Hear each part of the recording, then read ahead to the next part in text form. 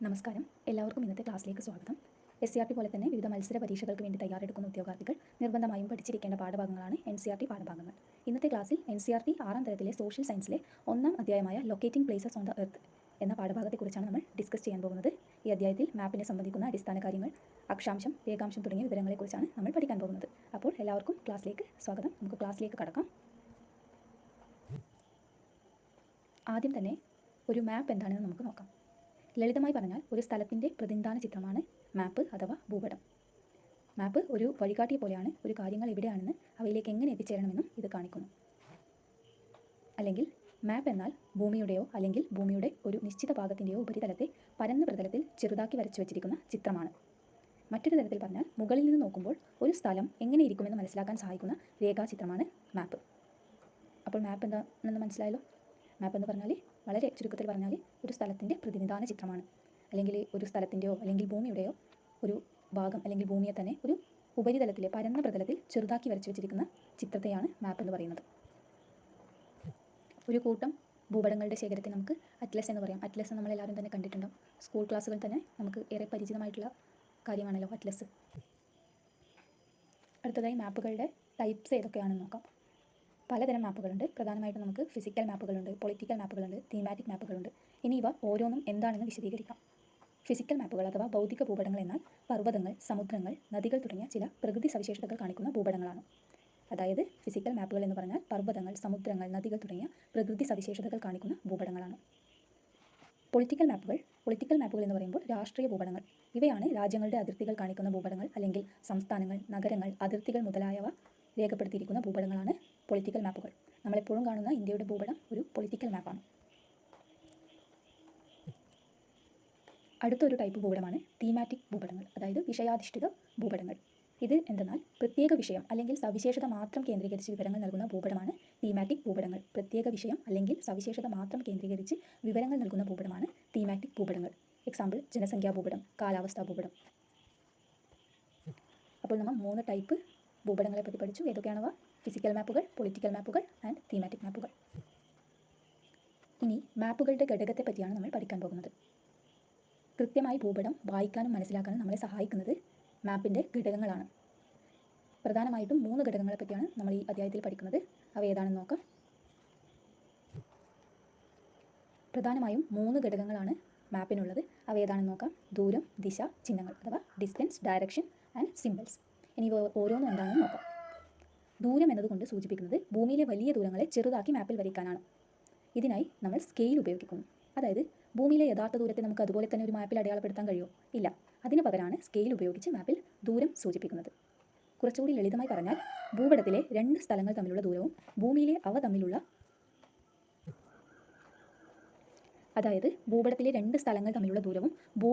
തമ്മിലുള്ള യഥാർത്ഥ ദൂരവും തമ്മിലുള്ള ബന്ധത്തെയാണ് സ്കെയിൽ എന്ന് വിളിക്കുന്നത്. നമുക്കിതൊരു ഉദാഹരണത്തിലൂടെ മനസ്സിലാക്കാം. നിങ്ങളുടെ വീട്ടിൽ നിന്ന് സ്കൂളിലേക്ക് 10 കിലോമീറ്റർ ദൂരമുണ്ടെന്ന് വിചാരിക്കുക. ഇത്രയും വലിയ ദൂരം ചെറിയ പേപ്പറിൽ വരയ്ക്കാൻ കഴിയുമോ? ഇല്ല. അതിനാൽ നമ്മൾ ഭൂപടത്തിൽ 10 കിലോമീറ്ററിനെ 1 സെൻറ്റിമീറ്ററായി കുറച്ച് കാണിക്കുന്നു. ഇവിടെ മാപ്പ് സ്കെയിൽ എന്നത് 1 സെൻറ്റിമീറ്റർ = 10 കിലോമീറ്റർ ആണ്. ഇനി അറിയേണ്ട അടുത്ത ഘടകമാണ് ദിശ. ഭൂപടത്തിൽ ഒരു സ്ഥലം എവിടെയാണെന്ന് കൃത്യമായി മനസ്സിലാക്കാൻ ദിശ സഹായിക്കുന്നു. പ്രധാനമായും 4 ദിശകളാണല്ലോ ഉള്ളത്. പ്രധാനപ്പെട്ട 4 ദിശകൾ ഏതൊക്കെയാണ്? വടക്ക്, തെക്ക്, കിഴക്ക്, പടിഞ്ഞാറ്. നമുക്കറിയാം. ഇതുകൂടാതെ 4 ഉപദിശകൾ കൂടിയുണ്ട്. അവ ഏതൊക്കെയാണ്? വടക്ക് കിഴക്ക്, തെക്ക് കിഴക്ക്, തെക്ക് പടിഞ്ഞാറ്, വടക്ക് പടിഞ്ഞാറ് എന്നിവയാണ് ആ ഉപദിശകൾ. ഇനി നമ്മൾ പഠിക്കേണ്ട 3ാമത്തെ ഘടകങ്ങളാണ് ചിഹ്നങ്ങൾ അഥവാ സിംബൽസ്. ചിഹ്നങ്ങൾ മാപ്പുകളുടെ മറ്റൊരു പ്രധാനപ്പെട്ട ഘടകമാണ്. മാപ്പിൽ കെട്ടിടങ്ങൾ, റോഡുകൾ, പാലങ്ങൾ, മരങ്ങൾ, റെയിൽവേ ലൈനുകൾ, കിണറുകൾ എന്നിവയൊക്കെ അവിടെ യഥാർത്ഥ വലിപ്പത്തിൽ വരയ്ക്കാൻ കഴിയില്ല. അതിനാൽ ഇവ കാണിക്കാൻ പ്രത്യേക അക്ഷരങ്ങൾ, ഷെയ്ഡുകൾ, നിറങ്ങൾ, ചിത്രങ്ങൾ, വരകൾ എന്നിവ ഉപയോഗിക്കുന്നു. ഇതാണ് ചിഹ്നങ്ങൾ എന്നതുകൊണ്ട് അർത്ഥമാക്കുന്നത്. മാപ്പുകൾ കൂടുതൽ എളുപ്പത്തിൽ മനസ്സിലാക്കാൻ വേണ്ടി ചിഹ്നങ്ങൾ സഹായിക്കുന്നു. വ്യത്യസ്ത രാജ്യങ്ങൾ വ്യത്യസ്ത സെറ്റ് ചിഹ്നങ്ങളാണ് ഉപയോഗിക്കുന്നത്. സർക്കാർ സ്ഥാപനമായ സർവേ ഓഫ് ഇന്ത്യൻ ഭൂപടങ്ങൾക്ക് ഒരു കൂട്ടം ചിഹ്നങ്ങൾ നിശ്ചയിച്ചിട്ടുണ്ട്. ഇതുകൂടാതെ തന്നെ അന്താരാഷ്ട്ര തലത്തിൽ അംഗീകൃതമായ ചിഹ്നങ്ങളുമുണ്ട്. ഇത് നമ്മളെ എളുപ്പത്തിൽ മാപ്പ് ആർക്ക് വേണമെങ്കിലും പെട്ടെന്ന് മനസ്സിലാക്കാൻ വേണ്ടി സഹായിക്കുന്നു. ചിഹ്നങ്ങൾ മാപ്പ് നമ്മളെ പെട്ടെന്ന് മാപ്പിലെ കാര്യങ്ങൾ മനസ്സിലാക്കാൻ വേണ്ടി സഹായിക്കുന്നു. അടുത്തതാണ് ഭൂമിയുടെ മാപ്പിംഗ്.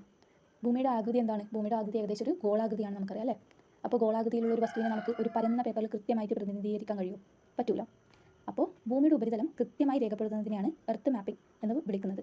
ഗോളാകൃതിയിലുള്ള ഒരു വസ്തുവിനെ ഒരു തരത്തിലും കേടുപാടുകൾ വരാതെ പൂർണ്ണമായി നമുക്ക് പരന്ന കടലാസിലേക്ക് മാറ്റാൻ സാധ്യമല്ല. അതുപോലെ തന്നെയാണ് ഭൂമിയുടെ കാര്യം.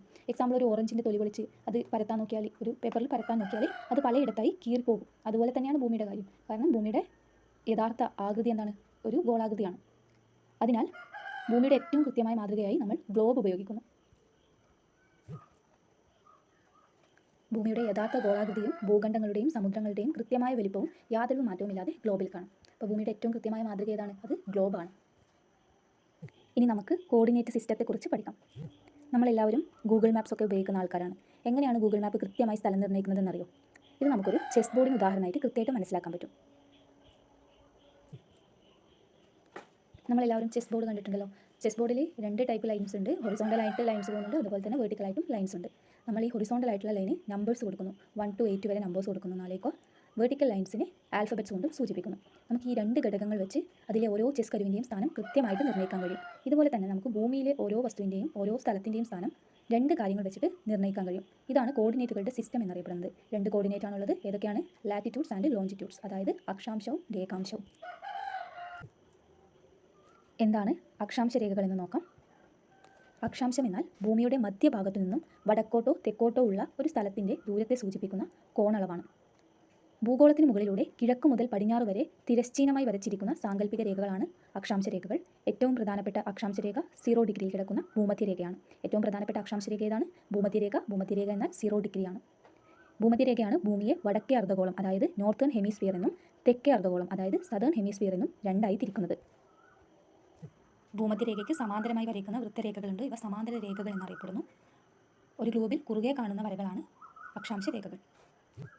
അക്ഷാംശ രേഖകൾ ഭൗമോപരിതലത്തിൽ കിഴക്ക് പടിഞ്ഞാറ് ദിശയിലാണ് വരയ്ക്കുന്നത്. അക്ഷാംശ രേഖകൾ ഭൗമോപരിതലത്തിൽ കിഴക്ക് പടിഞ്ഞാറ് ദിശയിൽ വരയ്ക്കുന്ന സാങ്കല്പിക രേഖകളാണ്. നമ്മൾ ഭൂമധ്യരേഖയെക്കുറിച്ച് പറഞ്ഞു. ഭൂമധ്യരേഖയാണ് ഭൂമിയെ 2 അർദ്ധഗോളങ്ങളായി വിഭജിക്കുന്ന അക്ഷാംശ രേഖ.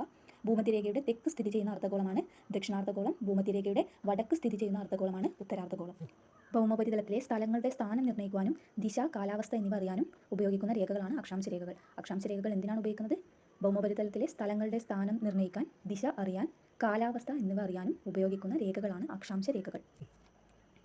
അക്ഷാംശങ്ങൾ മാറുന്നതിനനുസരിച്ച് ഭൂമിയിലെ കാലാവസ്ഥയിലും മാറ്റം വരുന്നുണ്ട്. അതെങ്ങനെയാണ് മാറുന്നതെന്ന് നോക്കാം.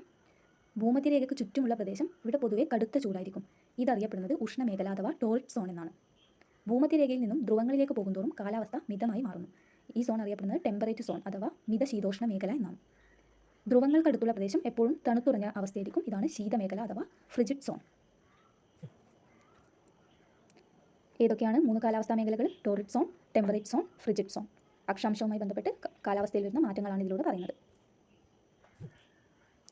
അടുത്തത് രേഖാംശ രേഖകളാണ്, അതായത് ലോഞ്ചിറ്റ്യൂഡ്സ്. ഉത്തര ധ്രുവത്തിൽ നിന്നും ദക്ഷിണ ധ്രുവത്തിലേക്ക് വരയ്ക്കുന്ന അർദ്ധവൃത്തങ്ങളാണ് രേഖാംശ രേഖകൾ എന്ന് വിളിക്കുന്നത്.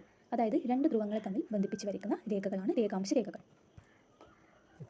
അക്ഷാംശ രേഖകളിൽ ഏറ്റവും പ്രധാനപ്പെട്ട അക്ഷാംശ രേഖ ഭൂമധ്യരേഖയാണ്. നമ്മൾ പഠിച്ചല്ലോ. ഭൂമധ്യരേഖ എന്ന് പറയുന്നത് 0 ഡിഗ്രി അക്ഷാംശ രേഖയാണ്. അതുപോലെ തന്നെ 0 ഡിഗ്രി രേഖാംശ രേഖയുണ്ട്. ഈ 0 ഡിഗ്രി രേഖാംശ രേഖ അറിയപ്പെടുന്നത് പ്രൈം മെറീഡിയൻ അഥവാ ഗ്രീൻവിച്ച് മെറീഡിയൻ എന്നൊക്കെയാണ്. ഇംഗ്ലണ്ടിലെ ലണ്ടനിലുള്ള ഗ്രീൻവിച്ചിലൂടെ കടന്നുപോകുന്ന 0 ഡിഗ്രി രേഖാംശ രേഖയാണ് പ്രൈം മെറീഡിയൻ അഥവാ ഗ്രീൻവിച്ച് മെറീഡിയൻ. രേഖാംശങ്ങൾ അളക്കുന്നതിനായി നമ്മളൊരു റെഫറൻസ് പോയിന്റ് നിശ്ചയിച്ചിട്ടുണ്ട്. ഇതാണ് പ്രൈം മെറീഡിയൻ. അന്താരാഷ്ട്ര മാനദണ്ഡമായി മാറിയ ഇതിനെ ഗ്രീൻവിച്ച് മെറീഡിയൻ എന്നും വിളിക്കുന്നു. ഇതിൻ്റെ മൂല്യം എത്രയാണ്? 0 ഡിഗ്രി. 0 ഡിഗ്രി രേഖാംശ രേഖയാണ് ഗ്രീൻവിച്ച് മെറീഡിയൻ അഥവാ പ്രൈം മെറീഡിയൻ. അക്ഷാംശം ഭൂമധ്യരേഖയിൽ നിന്നുള്ള ദൂരത്തിൻ്റെ അളവാണെങ്കിൽ രേഖാംശം എന്നത് പ്രൈം മെറീഡിയനിൽ നിന്നുള്ള ദൂരത്തിൻ്റെ അളവാണ്. രേഖാംശവും ഡിഗ്രിയിലാണ് അളക്കുന്നത്. പടിഞ്ഞാറോട്ടാണെങ്കിൽ W എന്നും കിഴക്കോട്ടാണെങ്കിൽ E എന്ന അക്ഷരവും ചേർക്കുന്നു. ഇതിൻ്റെ മൂല്യം 0 ഡിഗ്രി മുതൽ 150 ഡിഗ്രി വരെ വർദ്ധിക്കുന്നു.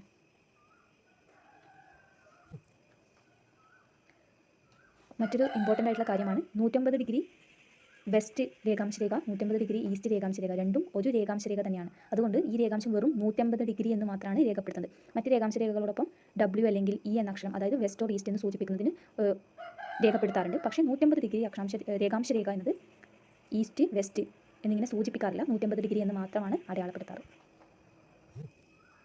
അക്ഷാംശവും രേഖാംശവും ഒരുമിച്ച് ചേരുന്നതിനെയാണ് ഒരു സ്ഥലത്തിൻ്റെ 2 കോർഡിനേറ്റുകൾ എന്ന് വിളിക്കുന്നത്. ഇവ ഉപയോഗിച്ച് ഭൂമിയിലെ ഏത് സ്ഥലവും കണ്ടെത്താൻ കഴിയും. ഉദാഹരണത്തിന് ഡൽഹിയുടെ സ്ഥാനം എന്നത് 29 ഡിഗ്രി വടക്ക് അക്ഷാംശത്തിലും 77 ഡിഗ്രി കിഴക്ക് രേഖാംശത്തിലുമാണ്.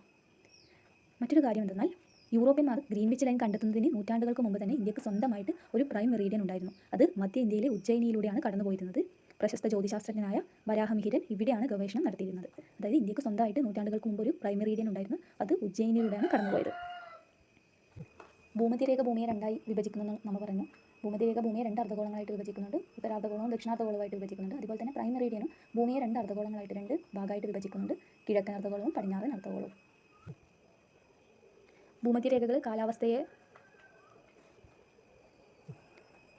അക്ഷാംശ രേഖകൾ വെച്ച് കാലാവസ്ഥ മനസ്സിലാക്കുന്നത് പോലെ തന്നെ രേഖാംശ രേഖകൾ നമ്മൾ സമയനിർണ്ണയത്തിന് സഹായിക്കുന്ന രേഖകളാണ്. അക്ഷാംശ രേഖകൾ കാലാവസ്ഥ നിർണ്ണയത്തിന് സഹായിക്കുന്നത് പോലെ രേഖാംശ രേഖകൾ സമയനിർണ്ണയത്തിന് കൂടി സഹായിക്കുന്ന രേഖകളാണ് രേഖാംശ രേഖകൾ. അപ്പോൾ രേഖാംശ രേഖകൾ എന്തിനാണ്? സമയനിർണ്ണയത്തിന് നമ്മളെ സഹായിക്കുന്നു. നമ്മുടെ ഭൂമി പടിഞ്ഞാറ് നിന്ന് കിഴക്കോട്ടാണല്ലോ കറങ്ങിക്കൊണ്ടിരിക്കുന്നത്. ഭൂമി അതിൻ്റെ അച്ചുതണ്ടിൽ ഒരു പൂർണ്ണ തിരിവ് പൂർത്തിയാക്കാൻ, അതായത് ഒരു ഭ്രമണം പൂർത്തിയാക്കാൻ എത്ര ടൈം എടുക്കുന്നുണ്ട്? 24 മണിക്കൂർ എടുക്കുന്നു. അതായത് ഭൂമി 360 ഡിഗ്രി തിരിയാൻ ഏകദേശം 24 മണിക്കൂർ എടുക്കുന്നു. ഇതിനർത്ഥം എന്താണ്? ഒരു മണിക്കൂറിൽ ഭൂമി 15 ഡിഗ്രി തിരിയുന്നു. ഒരു മണിക്കൂറിൽ ഭൂമി 15 ഡിഗ്രി തിരിയുന്നു. 24 മണിക്കൂറിൽ ഭൂമി 360 ഡിഗ്രി തിരിയുന്നു. അപ്പോൾ ഒരു മണിക്കൂറിൽ എത്ര ഡിഗ്രി ഭൂമി തിരിയുന്നുണ്ട്? 15 ഡിഗ്രി. അതുകൊണ്ട് ഓരോ 15 ഡിഗ്രി രേഖാംശത്തിലും നമുക്ക് ഓരോ സമയമേഖലകൾ അടയാളപ്പെടുത്താൻ സാധിക്കും. ഓരോ 15 ഡിഗ്രി രേഖാംശത്തിലും നമുക്ക് ഓരോ സമയമേഖലകൾ അടയാളപ്പെടുത്താൻ സാധിക്കും. നമ്മൾ ഓൾറെഡി പറഞ്ഞിട്ടുണ്ട്, പ്രൈം മെറിഡിയൻ എന്ന് പറയുന്നത് 0 ഡിഗ്രി രേഖാംശ രേഖയാണ്. 0 ഡിഗ്രി രേഖാംശ രേഖയിൽ നിന്നും കിഴക്കോട്ടോ പടിഞ്ഞാറോട്ടോ പോകുമ്പോൾ എങ്ങനെ സമയം മാറുന്നു എന്ന് നോക്കാം. രേഖാംശ രേഖകൾ ഡിഗ്രിയിലാണ് അടയാളപ്പെടുത്തുന്നത്. അതിനൊന്നിച്ച് തന്നെ അത് കിഴക്കാണോ പടിഞ്ഞാറാണോ എന്ന് സൂചിപ്പിക്കാൻ W എന്നോ E എന്നൊക്കെ രേഖപ്പെടുത്തിയിട്ടുണ്ടോ. അപ്പോൾ പ്രൈം മെറിഡിയനിൽ നിന്ന് നമ്മൾ 2 ദിശകളിലേക്ക് മാറുമ്പോൾ സമയം എങ്ങനെ മാറുന്നു എന്ന് നോക്കാം. പ്രൈം മെറിഡിയനിൽ നിന്ന് കിഴക്കോട്ടേക്ക് നീങ്ങുമ്പോൾ ഓരോ 15 ഡിഗ്രി കൂടുമ്പോഴും ഓരോ മണിക്കൂർ വീതം സമയം കൂടുന്നു. പ്രൈം മെറിഡിയനിൽ നിന്നും കിഴക്കോട്ട് നീങ്ങുമ്പോൾ, അതായത് ഈസ്റ്റിലേക്ക് പോകുമ്പോഴും ഓരോ 15 ഡിഗ്രി കൂടുമ്പോഴും ഓരോ മണിക്കൂർ വീതം സമയം കൂടുന്നു. ഉദാഹരണത്തിന് ഗ്രീൻവിച്ചിൽ, അതായത് 0 ഡിഗ്രി ഗ്രീൻവിച്ച് രേഖയിൽ ഉച്ചക്ക് 12 മണിയാണ്. ഗ്രീൻവിച്ചിൽ ഉച്ചക്ക് 12 മണിയാണെങ്കിൽ 15 ഡിഗ്രി ഈസ്റ്റ്, 15 ഡിഗ്രി കിഴക്കിൽ രേഖാംശത്തിൽ സമയം ഉച്ചക്ക് 1 മണിയായിരിക്കും. അതായത് ഓരോ 15 ഡിഗ്രി കൂടുമ്പോഴും 1 മണിക്കൂർ സമയം കൂടുന്നു. 0 ഡിഗ്രി രേഖാംശ രേഖ കടന്നു പോകുന്ന സ്ഥലത്ത് ഉച്ചക്ക് 12 മണിയാണെങ്കിൽ 15 ഡിഗ്രി ഈസ്റ്റ് രേഖാംശ രേഖ കടന്നു പോകുന്ന സ്ഥലത്ത് ഉച്ചക്ക് സമയം 1 മണിയായിരിക്കും. 1 മണിക്കൂർ വ്യത്യാസം ഉണ്ടാകും. പടിഞ്ഞാറോട്ട് പോകുമ്പോൾ, അതായത് ഗ്രീൻവിച്ച് രേഖയിൽ നിന്നും പ്രൈം മെറിഡിയനിൽ നിന്നും പടിഞ്ഞാറോട്ട് പോകുമ്പോൾ ഇതിന് നേരെ വിപരീതമായാണ് സംഭവിക്കുന്നത്. അതായത് സമയം കുറയുന്നു. ഓരോ 15 ഡിഗ്രിക്കും ഓരോ മണിക്കൂർ വെച്ച് കുറയുന്നു. എങ്ങോട്ടേക്ക് പോകുമ്പോൾ? ഗ്രീൻവിച്ച് രേഖയിൽ നിന്ന് പടിഞ്ഞാറോട്ടേക്ക് പോകുമ്പോൾ. അതായത് ഗ്രീൻവിച്ചിൽ ഉച്ചക്ക് 12 മണിയാണെങ്കിൽ 15 ഡിഗ്രി വെസ്റ്റ്, 15 ഡിഗ്രി പടിഞ്ഞാറ് രേഖാംശത്തിൽ 11 മണിയായിരിക്കും. അതായത് 1 മണിക്കൂർ കുറയുകയാണ് ചെയ്യുന്നത്. ചുരുക്കത്തിൽ കിഴക്കോട്ട് പോകുമ്പോൾ സമയം കൂടുന്നു, പടിഞ്ഞാറോട്ട് പോകുമ്പോൾ സമയം കുറയുകയും ചെയ്യുന്നു. ഈ രീതി ഉപയോഗിച്ച് നമുക്ക് ഭൂമിയിലെ ഏത് സ്ഥലത്തിൻ്റെയും പ്രാദേശിക സമയം കണ്ടെത്താൻ വേണ്ടി കഴിയും. അപ്പോൾ നമ്മൾ രേഖാംശ രേഖ ഉപയോഗിച്ച് എങ്ങനെയാണ് സമയം നിർണ്ണയിക്കുന്നത് എന്നതിനെപ്പറ്റി പഠിച്ചു. എന്നാൽ ഒരേ രാജ്യത്ത് തന്നെ വ്യത്യസ്ത സ്ഥലങ്ങളിൽ വ്യത്യസ്ത പ്രാദേശിക സമയങ്ങൾ ഉപയോഗിക്കുന്നത് വലിയ അസൗകര്യങ്ങൾ ഉണ്ടാക്കും. ഫോർ എക്സാമ്പിൾ, നമ്മുടെ ഇന്ത്യയിൽ തന്നെ ഗുജറാത്തിലെ പോർബന്തറിലുള്ള ഒരു സുഹൃത്തും അസമിലെ മറ്റൊരു സുഹൃത്തും ഉച്ച കഴിഞ്ഞ് ഫോണിൽ സംസാരിക്കുന്നു എന്ന് കരുതുക. അസമിൽ സൂര്യൻ അസ്തമിക്കാറായെന്നും ഇപ്പോൾ ഇരുട്ടാണെന്നും അവിടുത്തെ സുഹൃത്ത് പറയുമ്പോൾ ഗുജറാത്തിലുള്ള സുഹൃത്ത് പറയുന്നത് ഇവിടെ ഇപ്പോഴും നല്ല പകൽ വെളിച്ചുണ്ടാകും. അതായത് 2 സ്ഥലത്തും സമയത്തിൽ വ്യത്യാസമുണ്ട്. ഇതിന് കാരണം എന്താണ്? ഈ 2 നഗരങ്ങൾ തമ്മിലുള്ള രേഖാംശ വ്യത്യാസമാണ്. 2 നഗരങ്ങളും സ്ഥിതി ചെയ്യുന്ന രേഖാംശ രേഖ അതിലുള്ള വ്യത്യാസം കാരണമാണ് ഈ സമയങ്ങളിലും മാറ്റം കാണിക്കുന്നത്. അതുകൊണ്ട് തന്നെ ഒരേ രാജ്യത്ത് തന്നെ വ്യത്യസ്ത സ്ഥലങ്ങളിൽ വ്യത്യസ്ത പ്രാദേശിക സമയങ്ങൾ ഉപയോഗിക്കുമ്പോൾ വലിയ അസൗകര്യം ഉണ്ടാവുമല്ലോ. അതുകൊണ്ട് മിക്ക രാജ്യങ്ങളും അവരുടെ മധ്യത്തിലൂടെ കടന്നു പോകുന്ന ഒരു മെറിഡിയനെ അടിസ്ഥാനമാക്കി പൊതുവായി ഒരു സ്റ്റാൻഡേർഡ് സമയം സ്വീകരിക്കും. വ്യത്യസ്ത പ്രാദേശിക സമയങ്ങൾ അതിലുണ്ടാകുന്ന അസൗകര്യങ്ങൾ പരിഹരിക്കാൻ വേണ്ടി മിക്ക രാജ്യങ്ങളും അവരുടെ മധ്യത്തിലൂടെ കടന്നു പോകുന്ന ഒരു രേഖാംശ രേഖയെ അടിസ്ഥാനമാക്കിയാണ് അവർ ഒരു സ്റ്റാൻഡേർഡ് സമയം നിർണ്ണയിക്കുന്നത്. ഇന്ത്യയുടെ സ്റ്റാൻഡേർഡ് സമയം എത്രയാണെന്ന് അറിയോ? ഇന്ത്യയുടെ സ്റ്റാൻഡേർഡ് സമയം ഗ്രീൻവിച്ചിലെ പ്രാദേശിക സമയത്തേക്കാൾ 5.5 മണിക്കൂർ മുന്നിലാണ്. ഇന്ത്യയുടെ സ്റ്റാൻഡേർഡ് സമയം ഗ്രീൻവിച്ചിലെ പ്രാദേശിക സമയത്തേക്കാൾ 5.5 മണിക്കൂർ മുന്നിലാണ്. ഇമ്പോർട്ടൻ്റ് ആയിട്ടുള്ള ഒരു കാര്യമാണ്. അതായത് നമ്മുടെ സ്റ്റാൻഡേർഡ് സമയം ഗ്രീൻവിച്ച് ടൈമിനേക്കാൾ മുന്നിലാണ് എന്നതാണ് ഇതുകൊണ്ട് സൂചിപ്പിക്കുന്നത്. ലോകഭൂപടം നോക്കുമ്പോൾ സമയമേഖലകളെ വിഭജിക്കുന്ന രേഖകളെല്ലാം പൂർണ്ണമായും നേർരേഖയിലൊന്നുമല്ല. ഇതിന് കാരണം എന്താണെന്ന് വെച്ചാൽ അന്താരാഷ്ട്ര അതിർത്തികൾ പാലിക്കാൻ വേണ്ടിയാണ് ഇവ വളഞ്ഞു പൊളിഞ്ഞു കിടക്കുന്നത്.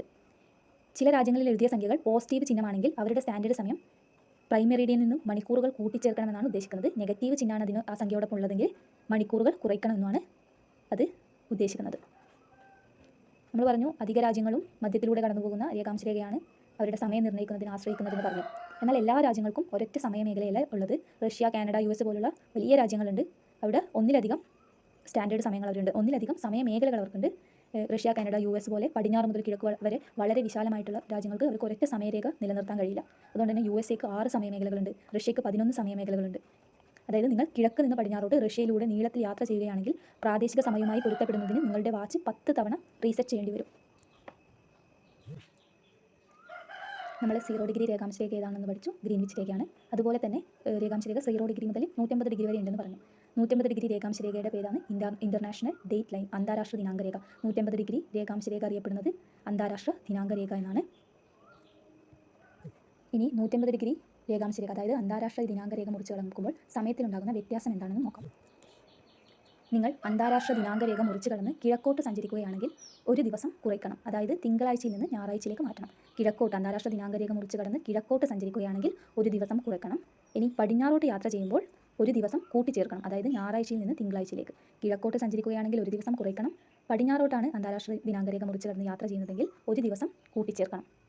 അന്താരാഷ്ട്ര ദിനാങ്ക രേഖ വളഞ്ഞു പുളഞ്ഞാണ്, നമുക്ക് ഭൂപടം നോക്കിയാൽ മനസ്സിലാവും, വളഞ്ഞു പുളഞ്ഞാണ് അത് കിടക്കുന്നത്. ചില രാജ്യങ്ങളെ 2 വ്യത്യസ്ത ദിവസങ്ങളായി വിഭജിക്കുന്നത് ഒഴിവാക്കാൻ വേണ്ടിയാണ് ഈ രേഖ ചില സ്ഥലങ്ങളിൽ വളഞ്ഞു പുളഞ്ഞ് വ്യതിചലിച്ച് കിടക്കുന്നത്. നമ്മൾ പറഞ്ഞു അന്താരാഷ്ട്ര ദിനാങ്ക രേഖ മുറിച്ച് കടന്നാൽ ഇതിൽ ദിവസങ്ങളിൽ വ്യത്യാസമുണ്ട്. ഇപ്പോൾ ചില രാജ്യങ്ങളിൽ 2 വ്യത്യസ്ത ദിവസങ്ങളായി വിഭജിക്കുന്നത് ഒഴിവാക്കാനാണ് ഇത് വളഞ്ഞു പുളഞ്ഞ് ചില സ്ഥലങ്ങളിൽ അന്താരാഷ്ട്ര ദിനാങ്ക രേഖ, ഒരു സ്ട്രെയിറ്റ് ലൈനല്ല, വളഞ്ഞു പുളഞ്ഞ് കിടക്കുന്നത്.